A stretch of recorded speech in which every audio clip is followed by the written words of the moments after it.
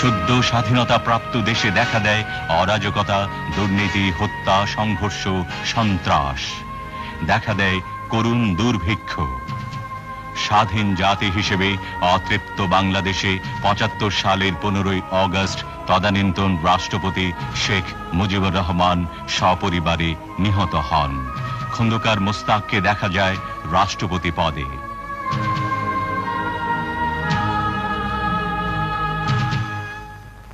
Major general জিয়াকে নিযুক্ত করা হয় সেনাবাহিনীর প্রধান হিসেবে। ৩রা নভেম্বর ব্রিগেডিয়ার খালেদ মোশাররফের নেতৃত্বে এক সামরিক অভ্যুত্থানে খন্দকার মোস্তাক ক্ষমতাচ্যুত হন। বিচারপতি সাইম হন রাষ্ট্রপতি।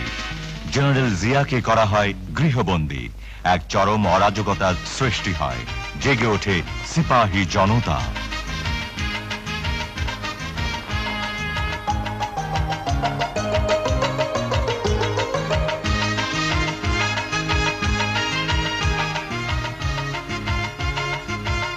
মুক্তিযোদ্ধা জিয়া তখন বের হয়ে আসেন সাময়িক অবরোধ চূর্ণ করে ৭৫-এর ৭ই নভেম্বর।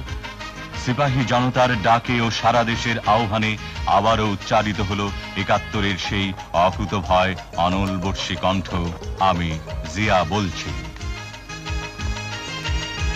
এক ঐতিহাসিক প্রয়োজনে, জাতির কাঙ্ক্ষিত আবেদনে, বিপ্লবের ক্রান্তিকালে জিয়া বিচারপতি সাইমকে প্রেসিডেন্ট পদে আসীন রেখে নিজ কাঁধে তুলে নেন যুদ্ধোত্তর বাংলাদেশের নবজাগরণের দায়িত্বভার উপপ্রধান সামরিক আইন প্রশাসক হিসেবে। সমগ্র জাতির উন্নয়ন প্রত্যাশী জিয়া দেখা দিলেন অরাজকতার অন্ধকারে অগ্রগতির নতুন সূর্য হিসেবে। টেকনাফ থেকে তেতুলিয়ায় শুরু হলো কোটি কোটি মানুষের মধ্যে ব্যাপক কর্মচাঞ্চল্য।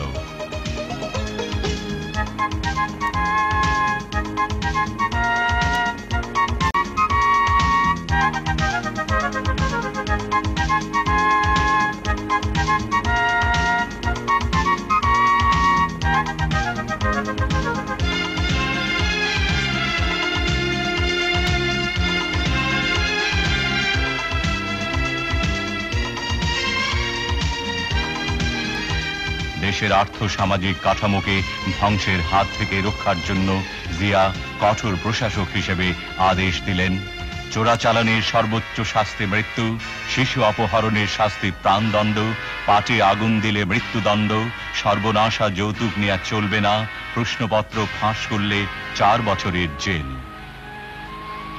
নদীমাতৃক বাংলাদেশের মরণ ফাঁদ হয়ে দেখা দিল ভারতের ফারাক্কা বাঁধ।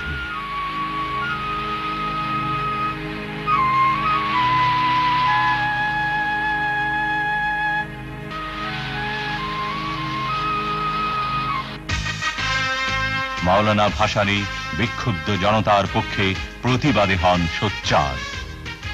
প্রচন্ড পরিশ্রমে ক্লান্ত মাওলানা ভাসানী আকস্মিকভাবে অসুস্থ হয়ে পরলোক গমন করেন।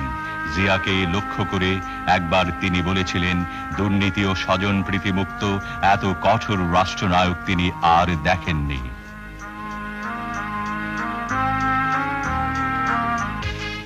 দেশনায়কের সুখ ও স্বাচ্ছন্দ্য ত্যাগ করে জিয়া শক্ত কোদালকে হাতিয়ার মনে করে নেমে পড়লেন গ্রাম বাংলায়। খাল কেটে তিনি অনাবাদী জমিকে আবাদি, ১ ফসলা জমিকে ৩ ফসলা ও বহুমুখী সেচ ব্যবস্থা প্রবর্তন করে এক ঐতিহাসিক সবুজ বিপ্লব উপহার দিতে চাইলেন তার জীবন মরণের বাংলাদেশকে।